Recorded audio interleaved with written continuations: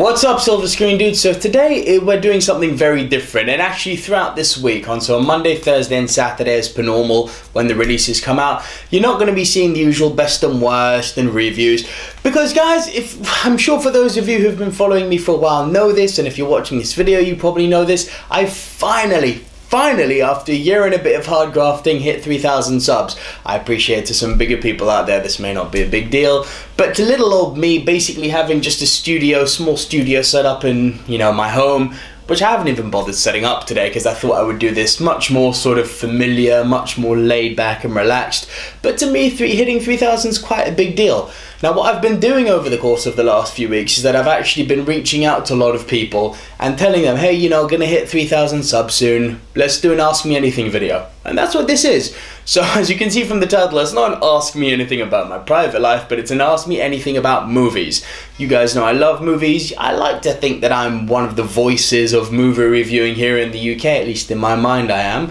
So yeah, I've reached out to a lot of you. Thanks to all of the London YouTubers who have helped me out on this. Thanks to all of the international YouTubers who follow me. Thanks to other movie critics who follow my channel. Thanks to everyone, guys. I wouldn't be where I am without you. I am growing. It is a work in progress, but this is definitely a milestone and it's worth doing a video on. And above everything, I'm actually quite touched that so many questions have come through. I was planning on giving more developed answers because I wasn't honestly expecting this many questions to come through, but I've got quite a few that have come in. I will do a shout out as promised to a lot of people who are fellow YouTubers, and I'll put your links in put links to your channels in the description below. But you're also not going to see a lot of jump cutting in this one. This is going to be me au naturel, so to speak. No jump cuts, no editing, nice and smooth. Let's do this. Every director has one bad movie. What do you think is the worst film from one of your favorite filmmakers? Shout out to William Webb for this one. Thank you, William. Link to your channel will be in the description below. But yeah, it's a good question. Of all the directors that I really love, quite a lot of them have got pretty clean slates. But ones that I really don't love from directors that I do, I would have to say they're quite recent ones. It's going to be The Hateful Eight by Tarantino and Interstellar by Christopher Nolan. I really didn't like those two movies. I thought Hateful Eight, but I don't know what Tarantino was doing in that movie. I didn't understand why he wanted to use Panavision and super wide angle when he was actually shooting most of the movie inside. I didn't think the dialogue flowed well. I thought the acting was really bad. Didn't like the story.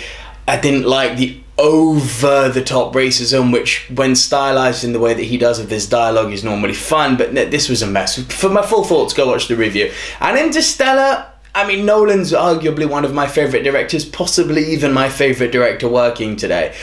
I think people gave him a pass with Interstellar. Wasn't a great movie, although I do appreciate to now, having seen Dunkirk, that a lot of the cinematography and camera shots that he put into practice in Interstellar actually ended up in the dogfights in Dunkirk. So I guess silver lining to a dark cloud. Have you ever loved the movie the first time you watched it and hated it the second time? Shout out to Helen Shipley on this one. Again, another YouTuber. Link to her channel in the description below. Thank you, Helen. Yeah, I'm a little bit embarrassed about this one. In all honesty, Age of Extinction, the 4th Transformers movie. You've probably seen my angry rant on the most recent Transformers movie. Hell, I love the Transformers franchise. I'm even a defender. I mean, the first one's a good movie. That's pretty universally accepted. I'm even a defender of parts 2 and 3. And the Dinobots were announced in part 4 when I came out and I saw the movie, and I was just on this riding high because I'd seen the Dinobots on the silver screen. Then my girlfriend, thank you honey, pointed it out to me that was shit. And I was in complete denial about it, and yeah, 24 hours later it dwelled on me. Something clicked and I went, that was terrible. I have rewatched it again and I hate it. Not as much as I hate number 5, but I hate it. So yeah, movie that I loved the first time, Age of Extinction. If you could remake one movie in the style of another movie, which would it be? Shout out to Emily Janik for this one. Again, thank you for the question, Emily. Link to your channel in the description below.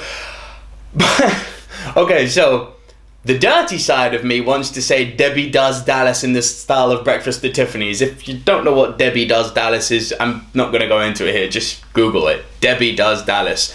Have a read and you'll find out why this is funny. In all seriousness though, if I had to pick one, I'd like to see Tarantino doing something in the style of E.T. Actually, I'd like to see Tarantino doing E.T. As much as people say that E.T. is a timeless classic that shouldn't be touched, I'm not so much of that opinion. I think it's actually quite a slow burn movie. I completely get the love for it, don't get me wrong. I'm not going to go hating on E.T. But I'd love to see a bit of sort of sharp dialogue minus the F-bombs between the kids and the adults. I don't know, it's a tough question, but that's the first one that comes to mind. Tarantino doing E.T. Why not? If you could be any movie character, who would you be and why? Gatsby. Gatsby, played by Leonardo DiCaprio from The Great Gatsby. Obviously there's no right or wrong answer here. I appreciate that pretty much every single main character in a movie, if it's a well-rounded character, is going to have some sort of demon or character flaw, so automatically I would inherit that. So there's no real answer I could give here. That's correct. But yeah, I like the idea of being Gatsby. Being a big socialite, being, you know, having the police and the mafia eating out the palm of your hand, having that big mansion, people love you. Yeah, that would be nice. Read into that what you will. Which director has the most recognizable style for you? Shout out to Corey Conner on this one. Now, there were two here. I nearly went with Stanley Kubrick, who's obviously got that iconic style of the one-point perspective, which you see in every single one of his movies, as well as that famous Kubrick glare, which is the character's head pointed down and the eyes pointing upwards, just like now. But I would have to say Wes Anderson, the way he uses futurable titles, the way he always has unorthodox families, returning cast members, slow motion shots in the ending sequence, perfectly symmetrical shots. Yeah, Wes Anderson, I would have to say, is the man. He's definitely got the most recognizable style. If you had to change the leading man of a movie into a female lead, which one would it be and why? Shout out to Helen Shipley for this one, guys. Woo! Now, I know what people want me to say. People want me to probably say James Bond. Helen, I'm not saying that's what you wanted to say, but I'm not going to do that because I don't believe Bond should be a woman. And if you want me to make a video about that, comment below. Happy to do it. But to actually make the character substantially different, as in not just change the character's sex for the sake of change, which is what I think Bond would be, but by changing the role of the male into a female, it almost becomes an entirely new movie. Again, there are two which I really can't pick between. Now, people, again, remember, I'm not claiming that these movies are bad. I'm not saying that they should be changed, but I'm saying it could be fun if we change the male leads of this movie, of these movies rather, into females. The first one, and I'm not going to pick which female lead, which actress, but just a female. I think American Psycho, that would be, I think, terrifying. You imagine a woman in that controlling role. It's almost feminine, the way that he looks after himself with his products and the way he's got this attention to detail that men don't normally have. He's very effeminate, and I think a woman embodying that and actually taking it to its full extent, as well as imagine all of those scenes being chased by the chainsaw and having that drop down, or feeding the cat to the ATM, or when he's filming the girls. I mean, imagine a woman in that role. It would be fucking terrifying. Now, the other one, which I think would be equally terrifying, Bad Lieutenant. And I'm not talking about the Nicolas Cage Bad Lieutenant Port of Call New Orleans. I'm talking the original independent movie directed by Abel Ferrara, starring Harvey Keitel. That, oh man, yeah, if you haven't seen it, please go and watch the original Bad Lieutenant. It's an unsettling movie, and to have a female in that role, I think very powerful. And just like the way Harvey Keitel played the role, having a female play the role in a similar way would make the audience feel very vulnerable and uncomfortable. So yeah, those are my calls. Name the one Star Wars movie you want made. Shout out to Luke Hall for this one. Thank you, Luke. Let's get geeky for a minute. So, I mean, there's a lot which I'd like to see, but one which isn't actually on Disney's radar or on Lucasfilm's radar, which I would love to see, is the story of Darth Bane. I think that that's deep, geeky Star Wars stuff that I think a lot of people are not familiar with, but I think it would have a mass appeal to a general audience. How the Rule of Two came in, the Old Republic, seeing all of that come to life, and people are saying, whoa, no prequels. Let me remind you, Rogue One is a prequel. Han Solo movie, that's coming up, that's a prequel. Prequel's got a dirty connotation to it, but I do think prequel's done well. With, you know, but you can say this about any movie, get the right director, right actor, blah blah blah, of course it'll be good. But the way Star Wars is going now, I think if you did a Darth Bane movie, that would be incredible. I think you do this after episode 9, a few years down the line. Not yet, but that's the one I'd like to see. If you could have any cast for your films, who would it be and why? Shout out to Sarah Piper for this one. Again, really tough one, because I don't believe there's a lot of actors out there who can do any role, no matter what is called for. I believe that a lot of actors nowadays, even the best, of you know, certain actors are suited to certain types of roles. But if I could pick anyone, I mean, male lead Daniel Day-Lewis, female lead Meryl Streep, director Martin Scorsese. Actually, yeah, I'd fucking love to see Meryl Streep directed by Martin Scorsese. Hollywood seems to be about who you know and or who you blow, with movies like Monster Truck and Emoji Movie only seeming to prove this. What say you? Agree or disagree? And why? Is it the same in England? So shout out here to one of my most active YouTube followers called William Jones, who's actually a celebrated writer and movie critic himself. Go check out his work. He's a smart man, and we have some good debates and talks together on YouTube. Look, I don't know is the answer. It certainly seems that way. I certainly think that, you know, can I add Transformers: The Last Night to that list? Michael Bay knows the right people to make those movies who greenlight them at Paramount. Why they get greenlit, I don't know, because they make money. As I said in my review, imagine if they were actually good, how much money they would make. Anyway, yeah, it is very much an industry of who you know and who you blow, sadly. It's a cutthroat industry. I don't really know what more to add to that. I would say that in England, the one difference, and this, bear with me here, I'm going off on a slight tangent. I'd say when it comes to the actors, at least in England, I personally believe that the drama schools in England are a superior quality to those in the States. And I'm not just saying that because I live here in England. I believe that America makes movie stars. Britain, England make actors, artists. And a lot of the time, the British actors transfer perfectly into Hollywood. But I do believe that they're screened properly, that there's a possibly more equal opportunity given to the kids who come out of the elite drama schools in England. But then again, how do you get into the elite drama schools? It's a big fucking mess, William. The bottom line is, it's a cutthroat industry. I think it is very much, as you said, who you know and who you blow. And that's one of the sad sides of Hollywood. And I'm sure that there's a lot of very talented actors, directors, writers who may never get their shot. But that's life. Is there a movie you reviewed and wished you fell asleep watching? Shout out to another one of my very active YouTube followers, Ernesto Defenza. Again, he's a film critic, got some very good stuff out there. Go check him out. But yeah, Ernesto, there are two actually, mate. I would say Tinker Tailor Soldier Spy, and don't shoot me for that. I know I may be on a small island of people who think that, but that movie bored me senseless. I honestly, that's 2.5 or 2 hours, whatever it was. It felt like 5 hours of my life that I'm never going to get back. It was horrendous. And the other one, much more recently, Scorsese was the only director I could think of who had a pretty faultless and spotless record. I couldn't think of a bad movie from Scorsese. That did apply to Nolan and Tarantino, as I said earlier in the video, but hey, they made Hateful Eight and Interstellar respectively. But Scorsese with Silence, what the fuck was that movie? It was terrible. And you would think that for a guy like me, I'm a Japanophile, I love all things Japan, especially their history, absolutely love Andrew Garfield, love Martin Scorsese's style of directing, but this was terrible. It was a yawn fest. So yeah, those are my choices. Is there any genre of movie you don't like? Not really, but I'd say that, I mean, I like old movies.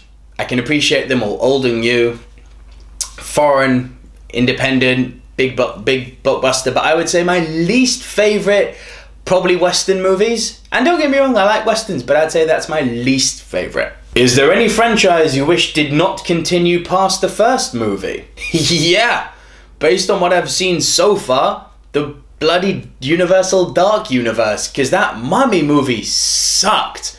And the fact that they've built a franchise off of an idea, and fucking Alex Kurtzman, I'm just going to go off quickly here, the director of that, who's worked on things like, you wrote the old Transformers movies and you could feel it, the bad comedy in it. And he was also responsible, not for the Andrew Garfield Spider-Man movies failing, but he had a hand in creating those and trying to make a universe out of that. Maybe this guy's just not suited for making universes, Hollywood.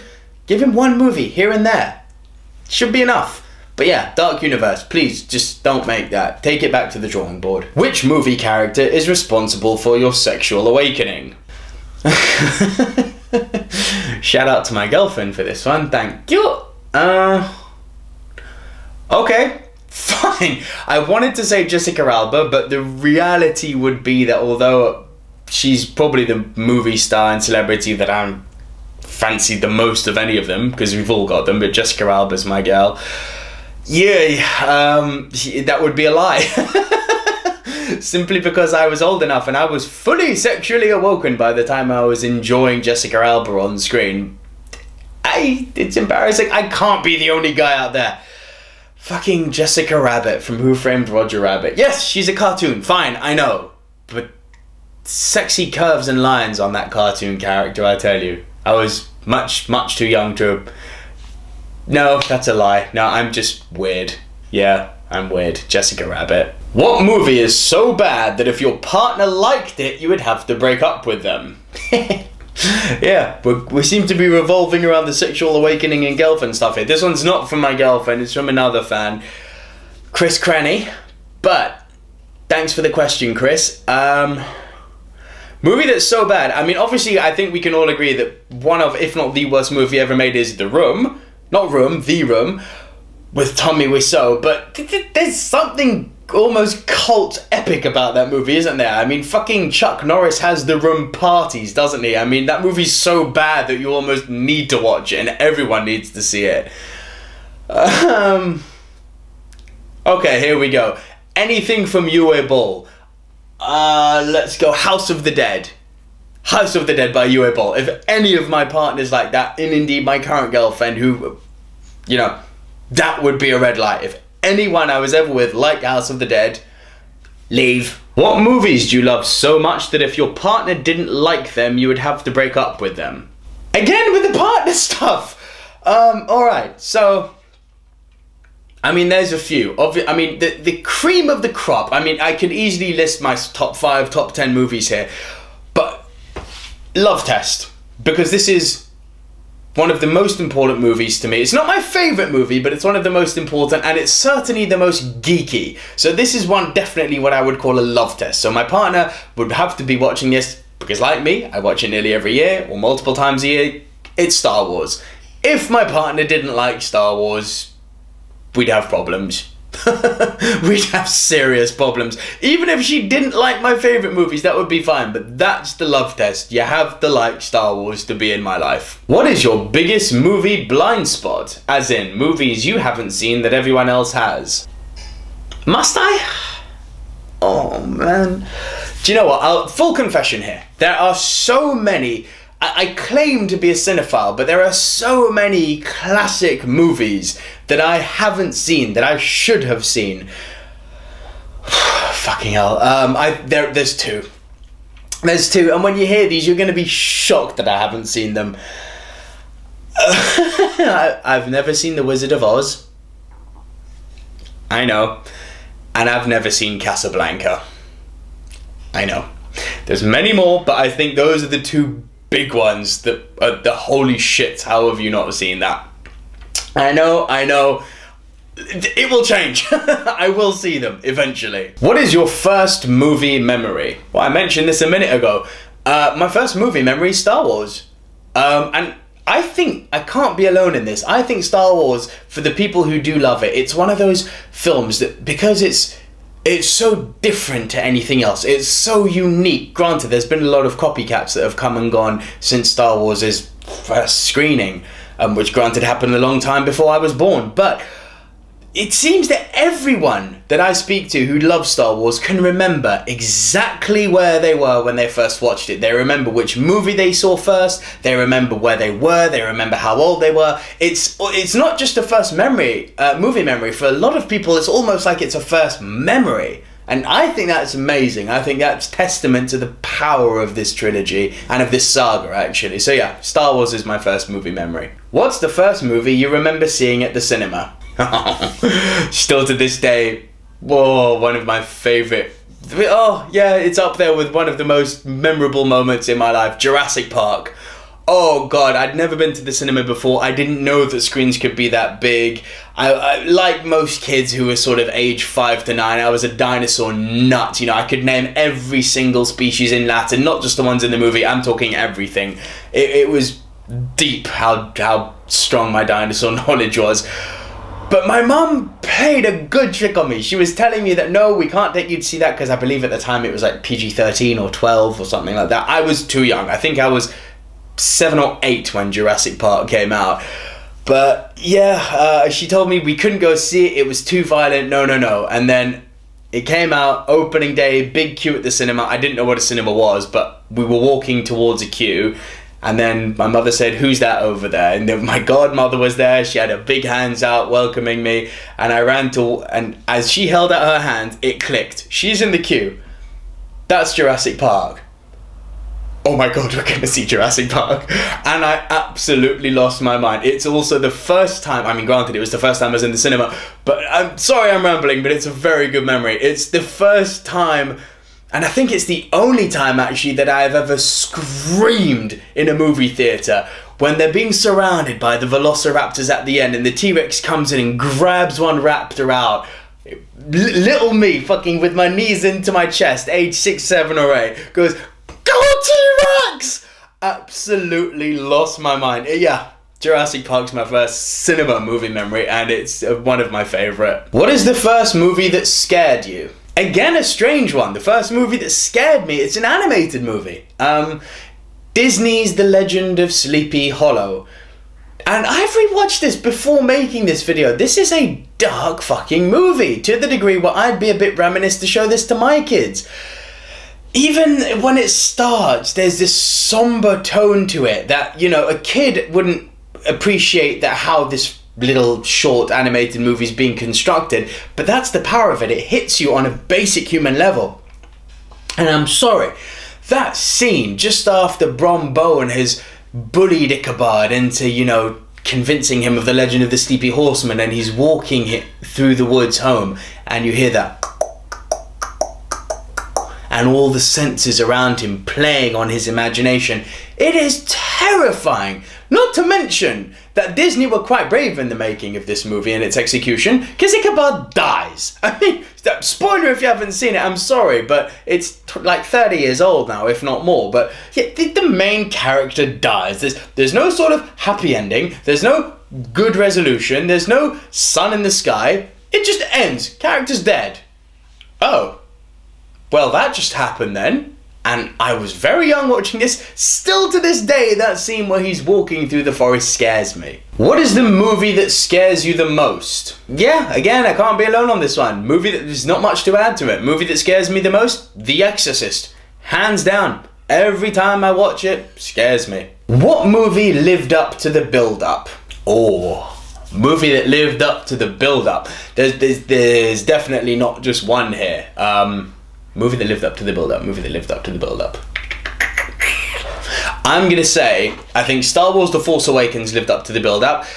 Can't understand some of the sort of hate that's come on the back end of it. It's almost like it was so good and so popular and broke so many records that it's almost become trendy to hate on it, like Avatar. But fuck off if you hate it. It's a great movie. Star Wars The Force Awakens lived up to the massive build-up. I think The Avengers lived up to the build-up. That was, what, 5-6 years in the making, that movie. And man, did it deliver. And the last one that really lived up to the build-up was The Lord of the Rings, way back in 2001. Man, that movie still hasn't aged. It still looks phenomenal. What movie has disappointed you most after the build-up? You're gonna see a little pattern emerging here, because I keep on going into superhero territory. Batman vs Superman, although granted upon rewatching it, it's better, but when I first saw it, oh yeah, it let me down. It let me down so hard. And amazingly also, Civil War.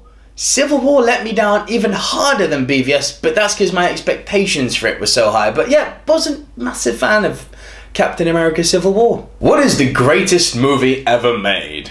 Oh, that old question. Purely subjective, it's not my favourite movie, so I want that to be very clear. I'm not saying this because it's my favourite movie. It's not, but I think the greatest movie ever made, Citizen Kane. What is your favourite Disney animated movie? Oh, that's an easy one. Aladdin. Next. What is your favourite non-Disney animated movie? That's harder. I'm gonna say that the original 1989 Transformers movie was fantastic. The Land Before Time, that old little dinosaur movie with Littlefoot and the gang, the original one, although I think they made like 20 of those movies and they got progressively worse and worse. But the first Land Before Time was a great movie. Little curveball here, South Park, Bigger, Longer and Uncut. Yes, it's a South Park movie, fine, it's still an animated movie, one of my favourite. And I want to give a special shout out to Flight of Dragons. Now, if you haven't seen Flight of Dragons, I implore you, treat yourself, especially if you're a fantasy fan. Go and see this. It's fantastic. Wizards, dragons, trolls, ogres, everything you want. It's literally like Jumanji meets Lord of the Rings. It's fantastic. I think you can even watch it on YouTube now. So literally do a YouTube search, The Flight of Dragons. It's a superb little movie. Who is your biggest film star crush? I've kind of already answered this one. Not Jessica Rabbit. She's responsible for my sexual awakening. Jessica Alba. Has to be Jessica Alba. And I don't think that place is ever going to be taken. She got me through my teen years, if you know what I mean. Next. What is your favourite movie? Yeah, this was always going to come out, wasn't it? There is no right and wrong answer. I want to be clear on that. Do I believe this is the greatest movie ever made? No, I've already answered that. But for some reason, it's... yeah, this is my favourite. It's The Green Mile. Everything about that movie for me is absolute perfection. I love the pacing of the story. I love the uncertainty that it creates. I love the acting. I love the story itself, that it's so rooted in reality and yet so set in the realm of fantasy. And above everything, this movie's so important to me because it's the first time I ever cried in a movie. And not just the first time, every fucking time I watch this movie it sets me off. Why? I don't know. I can't explain it. There's something it does to me. It's so powerful for me, and every damn time I see it, it makes me cry. And if a movie can bring that sort of emotion out of me, and I can appreciate it despite it making me feel so low, and I can appreciate how good it is as a movie, I mean, yeah, that's the one. The Green Mile is head above shoulders my favourite. Who is the greatest actor who's ever lived? Oh, easy peasy, Daniel Day-Lewis. Moving on. If you could kill one actor, who would it be? Ladies and gentlemen, the Silver Screen Dudes do not condone violence upon other human beings or any living creature for that matter. And I do not wish death upon any human alive, no matter how much I fucking loathe them. And if I had to kill someone, it would be Will Ferrell. What is the most overrated movie ever? Well, there are three. I would say The Godfather. Yeah, I said it. I think it's overrated. Do I think it's good? It's okay. Do I think the way people brandish it as the greatest movie ever made is logical? Abso-bloody-lutely not. Overrated.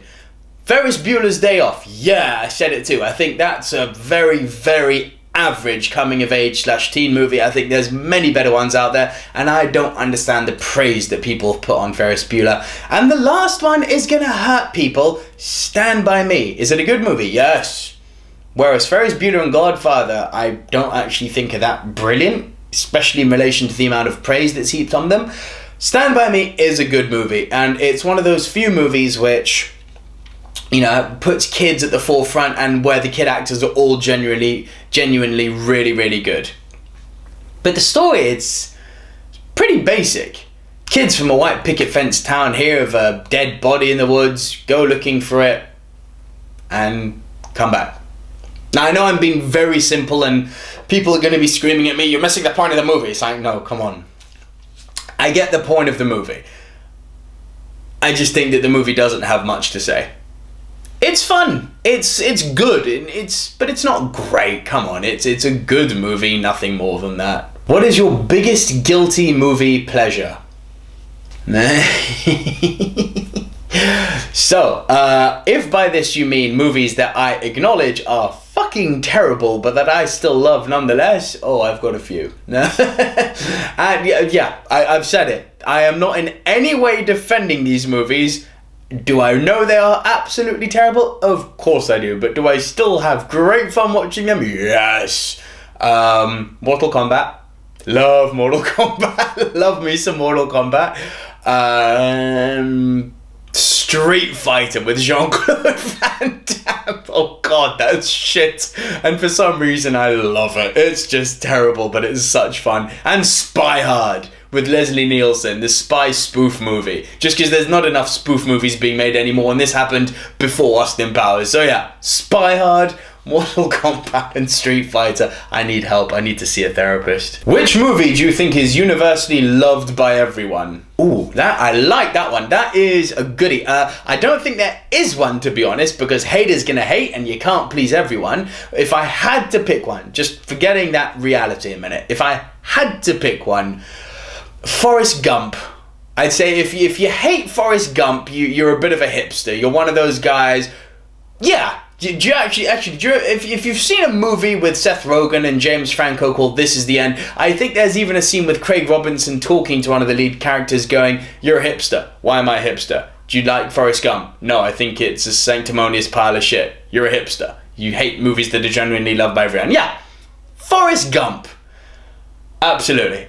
You can't hate Forrest Gump. It's such a feel-good movie. Do I think that they fell one step short, I can't talk. Do I think that they fell one step short of actually making me cry? Yeah, they killed Jenny off too quickly at the end, but otherwise, great movie, and who hates Forrest Gump? What movies make you angry? See, obviously there's Transformers The Last Night, and I don't need to, I keep on bringing up in every fucking video I make, but yeah, watch my review on that if you haven't seen it. That I think probably is the one that makes me most angry. But if we just take that out, because I sound like a bit of a broken record, I would have to say Gone Girl. Everyone praises Gone Girl for being this amazing fucking masterpiece and dark tone. And yeah, Rosamund Pike is good in it. Tested credit to her. Everyone says she's good, she is good. Ben Affleck, who I'm not the world's biggest fan of, although he's growing on me, is good in it. The fucking plot hole in Gone Girl, just, am I the only one who sees it?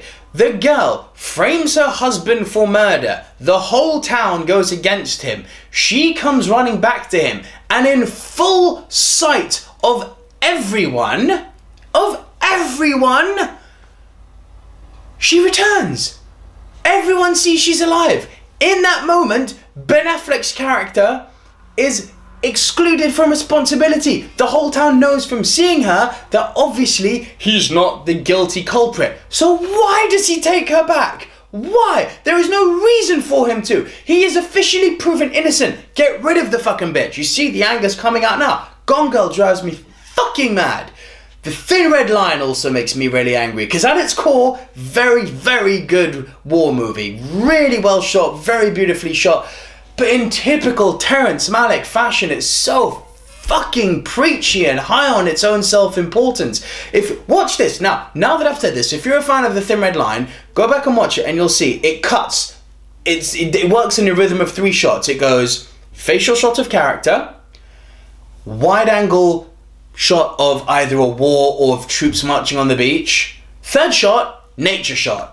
Birds, crocodiles, trees, something. It's like a fucking nature documentary. And the moment that clicked with me and that I saw it was just literally, in terms of the cinematographic style, it was just a copy paste for 2.5 hours. It drove me mad. Who is the greatest movie director and what is their best movie? Oh, Jesus Christ, the greatest movie director. I'm gonna say something stereotypical here, just because this is the only director who has won 4 Oscars for Best Director in 4 different genres. So for that reason alone, because yeah, you may argue that the Oscars aren't a good gauge. I disagree. I believe the Oscars are a very good gauge, and I actually think until someone can offer me an alternative way of grading someone, they should be the only gauge we use to grade a director based on their body of work, as well as actors and everyone, right? But I would have to say Spielberg has to be Steven Spielberg. In terms of picking his best movie, I know that people want me to say Schindler's List, but you know, I could easily put Jaws, Jurassic Park, Jewel. I mean, he's done so many fucking good ones. But yeah, Spielberg, I think, Amistad, Color Purple, there's so many good Spielberg movies. But yeah, Spielberg, I think, is the greatest director who's ever lived. Not my favourite, but the greatest. Who is your favourite movie director? Obviously, that had to follow up. So my favourite movie director, it's pretty simple.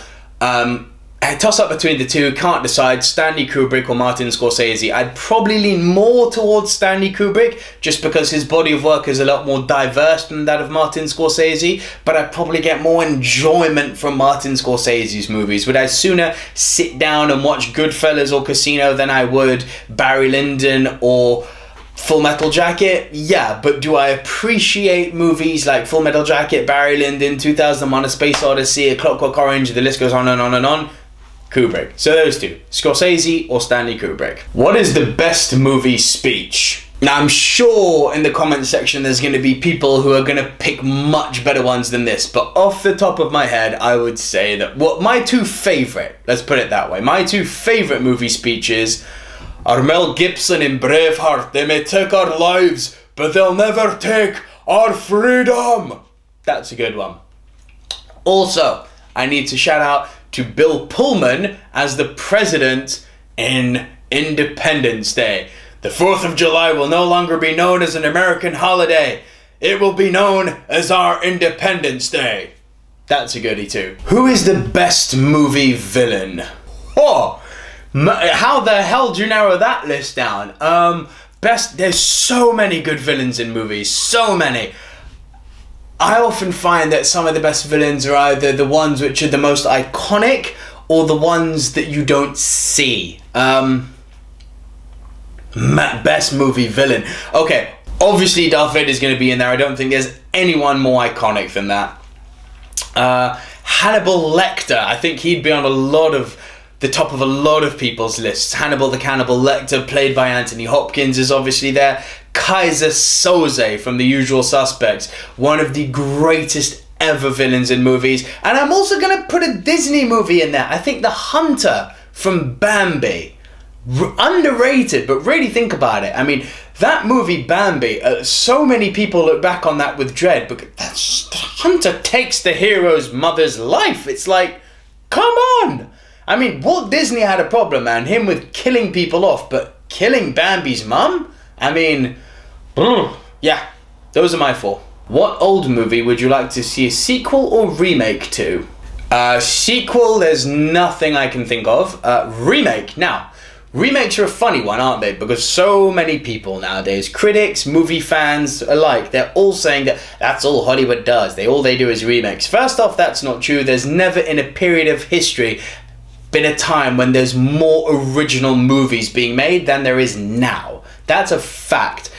But all we go to see as audiences is what we're familiar with. So actually we're the ones to blame for that. But actually with regards to remakes, I think there's a few rules with movies that should be remade. I think, will they benefit from the modern day effects that we have now because they were old special effects from 50s and 60s, then yeah, remake it. If the new generation are very unlikely to see it for the very effects reason that they'd be turned off by seeing a movie with the old style effects, then yeah, remake it. Has it been more than 20 years so that it's not fresh in people's minds anymore? Absolutely remake it. I'm going to say Jason and the Argonauts. Now, people may turn around to me and say, no, that's a classic, leave it alone. Look what happened with Clash of the Titans. Yeah, agreed. It's a huge risk that it could go very, very wrong, but there's also no arguing that Clash of the Titans was in serious need of a remake. I love that old movie. Absolutely love it. But could it have benefited from a few modern day effects? Yes. Did it benefit? Yes. But was the new movie good? No, sadly not. But Jason and the Argonauts, same thing. Remake that, give it some good spruced up effects, I think that would be incredible. Obviously, big asterisk, you've got to have the right director, the right script, the right actor, but as I've already said, that pretty much applies to any movie, doesn't it? If all those things come together, of course it works, but as an IP, I think remaking Jason and the Argonauts would be great fun. What old movie should never be remade? Oh, this one's easy. Jaws. Leave Jaws the fuck alone. That's one of my favourite movies of all time, and it's not just for that reason. I can so easily see the way Hollywood would remake a Jaws movie. The thing that made Jaws scary goes back to what I was saying about the villains not being seen. I probably should have added the shark from Jaws to that. You hardly see the shark. Granted, when you finally do, it doesn't look very real, but they keep a shark to a minimum. Now, I know all the stories about Jaws. I know that the movie was a big fucking accident. I know that the shark kept breaking down, which is how they found that shark vision and played basically all it was essentially an underwater cinematographer holding a camera, moving it forward as such. And over the top, John Williams' iconic score of E flat G minor, and they only tried that because the fucking shark kept on breaking down. So it was an accident that turned into a miracle. You can so easily see Hollywood putting in this big CG shark, going full on the blood and gore, and completely missing the point of what Jaws was. At its center, it is a character piece about three men who were all from very, very different walks of life, and how this all-encompassing evil surrounding them, both mentally and physically, because they're on an island, brings them together to combat what is, for all intents and purposes in this movie, an all but ultimate evil and ultimate threat. It's an incredible character piece. It's almost an exposition onto human nature, and it should be left the fuck alone. What's the best movie you've seen that no one has heard of? Oh, this is a fun one. So I would say Mysterious Skin. It's an independent movie. It's very difficult to find now. To tell you what it's about would actually be to ruin it. And if I didn't tell you the full extent of what it was about, it would sound stupid and I'd undersell it. Just, if you trust me and you trust my taste in movies and you trust my reviews, awesome, go and find a movie called Mysterious Skin. It's fantastic. The other greatest movie I've seen that no one's heard of, it's a Thai movie, lived in Thailand for 10 years if you don't know, but it was the one about the Thai-Burmese war. Now, Thailand can do big budget movies, and this was arguably the biggest budget movie they've ever done. It's called King Naresuan. I believe it's difficult to find, but I believe it can be found with subtitles. You don't want to watch it dubbed. You definitely want to watch this with subtitles. It's very long. It's like 3.5 bordering on 4 hours. But it's an amazing high budget account of King Naresuan's life. So essentially King Naresuan was born to the last king of Chakri dynasty of Thailand and was given to the Burmese king. The Burmese king really liked him, raised him up, then he escaped, went back to Thailand, went to war with the Burmese, eventually won. It's an incredible story, and to think that it's all actual history, fascinating. So yeah, Mysterious Skin and King Naresuan, I would say, are my two favourite movies that no one's heard of. What is the most important element of a movie to you?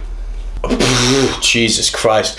I mean, can you really put it down to one thing?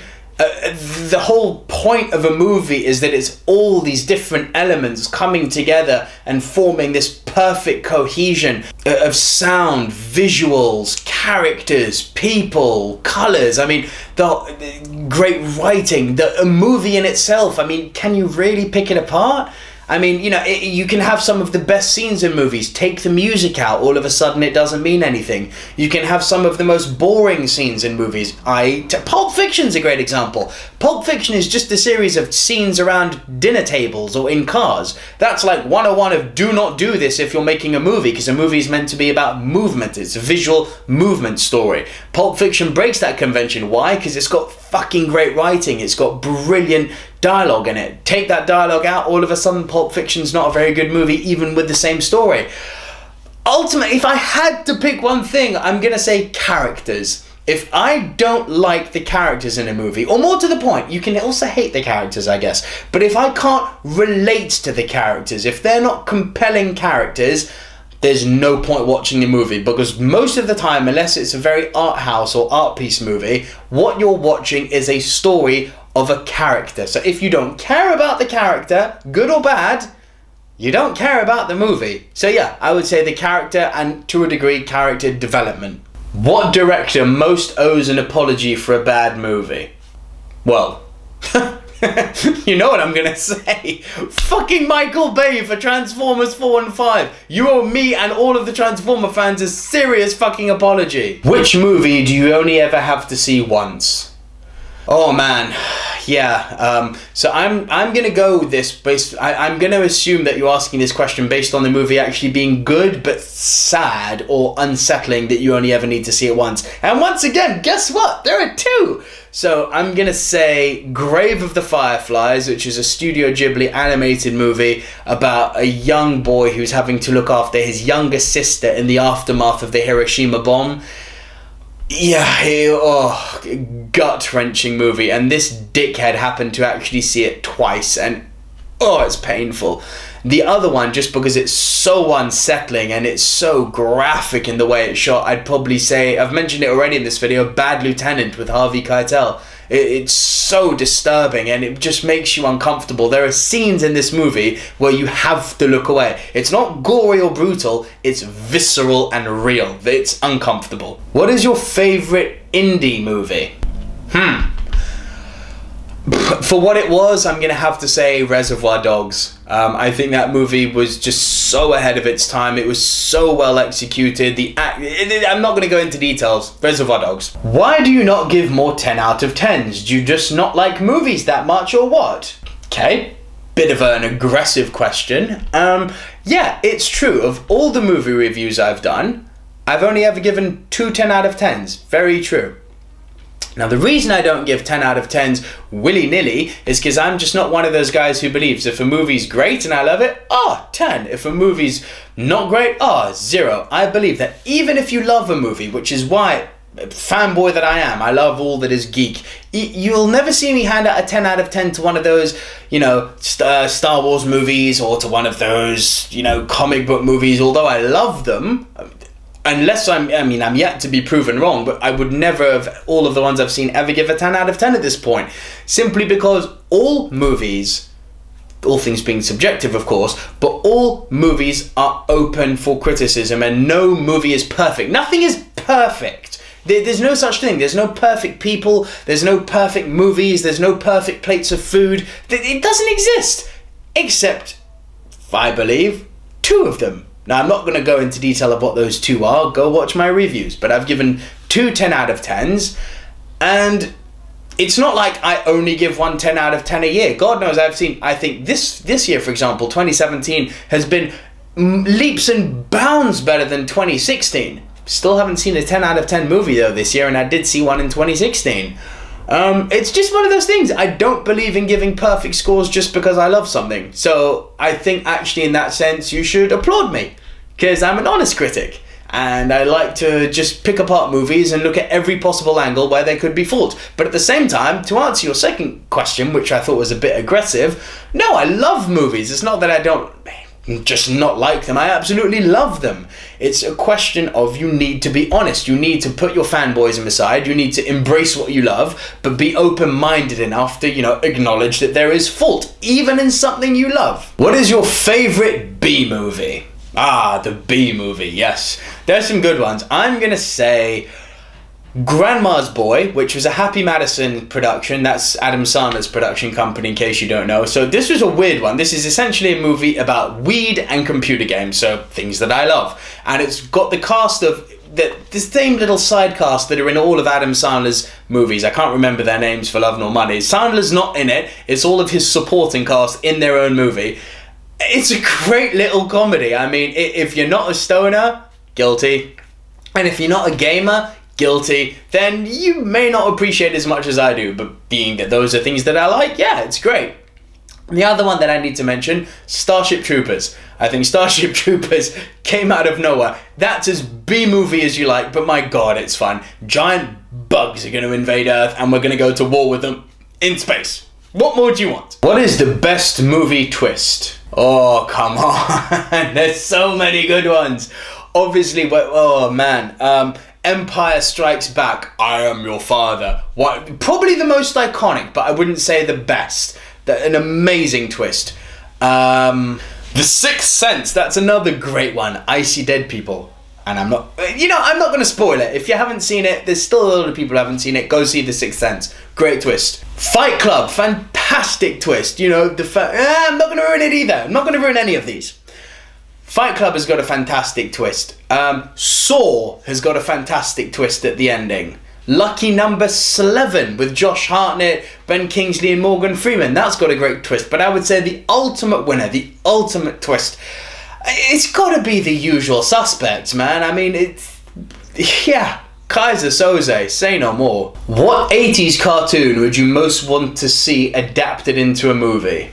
Yeah, they seem to have done everything with 80s cartoons, haven't they? I mean, we've literally had everything and anything and everything. The one they still haven't done, which surprises me, maybe it's just a little bit too out there. Maybe they need to do this as like a Netflix series or something, but Thundercats.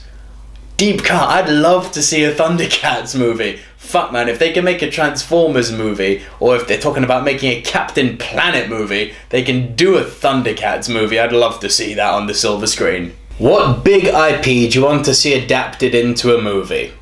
Yeah, do you know what? Obviously they're adapting, as I've said again, everything and anything that exists now, or remaking it, or reimagining it, readapting it. How in the blue fuck have they not made Metal Gear Solid or Zelda yet? Those two games are so cinematic. I mean, the story of Zelda, you could easily do that. And I'm talking about Ocarina of Time. I know Nintendo don't want to sell the rights, but God, can you imagine Zelda with an almost Lord of the Rings-esque feel to it, and you know, have it in two parts, so when he's young and when he's old, and there's so many compelling characters in that. And Metal Gear Solid, not only is that right for a movie, that's right for a franchise that's got originals, origin stories, sequels, prequels, spin-offs. I mean, that franchise has got everything that Hollywood loves. And it's got a great character. And it's got a great story. Why has it not been made? Yes, Zelda and Metal Gear Solid. What is your biggest movie peeve? So I've got two. Again, magic number 2. So the first one is when, in the intro, in the first act of a movie, a character calls up another character and says, I've got something really important to tell you. Okay, tell me, what is it? No, they might be listening. I can't do it. Meet me at this place in 20 minutes. You know they're not going to be able to meet there because the guy who's on the other end of the phone will be dead. And it happens, without fail, every fucking time. The other detail that peeves me in movies, this usually happens in action movies. So you've got the main character either halfway through or 2/3 of the way through the movie has some sort of life-threatening accident, injury, flatlines, or potentially dies, and they spend a good few minutes of the movie trying to be suspenseful, making it as if, oh my god, the main character might actually be dead. Except as an audience, we know the main character's not dead. You know, they do all of this defibrillation to him, or they give him mouth or chest compressions, or they try and bring him back to life in some other way. The bottom line is, it doesn't matter what they do because we know the guy's not dead. It's the main character. Of course, whatever's just happened to him, he's gonna be fine and he's gonna get up and save the day. So it's like, come on, they do this in every movie. Why are you wasting my time? Why are you trying to make me believe that the main character is dead? I'll tell you what, the day that Hollywood, because it's mostly Hollywood that does these types of movies, not independent scenes, actually, the day that Hollywood actually is brave enough and in one of those scenes kills off the main character and then out of nowhere makes one of the supporting characters all of a sudden the main character, you will see me standing up in the cinema and applauding hard, because it's just, I don't know why they do it. It's not like the guy's gonna die. Why waste time? Come on, keep the plot rolling. It's not suspenseful. Moving on. So that was the last of it, guys. A lot of questions. I appreciate this is quite a long video, but it's all of you who have sent them in. I've tried to answer as many as I can. A lot of the best ones have obviously made the cut and have made it into this video. Again, guys, really, from the bottom of my heart, thank you first off for awesome questions. You've got me thinking a lot about it. Thank you especially also for taking the time to send them in to me. Thank you for being subscribers on Silver Screen Dudes, and thank you for watching all of my content. There wouldn't be much point doing this without you guys, so really, really, really appreciate all the effort that you guys put in. I know that you don't have a lot of time in the day, so I'm honestly quite moved that you take 5, even 10 minutes in the day to actually just watch me, little old me, Nico Luro, in his studio in London, filming his reviews and best and worst shows. So I really appreciate that, guys. Please keep watching. Please keep sending my videos out to all of the people that you know that may be interested in watching movie reviews. And yeah, tune in for the rest of this week, because I've got 2 more videos, not quite like this. It'll be 10 movies that I love but everyone else hates, and 10 movies that I hate but everyone else loves. Hope you guys enjoy those. Until then, see ya!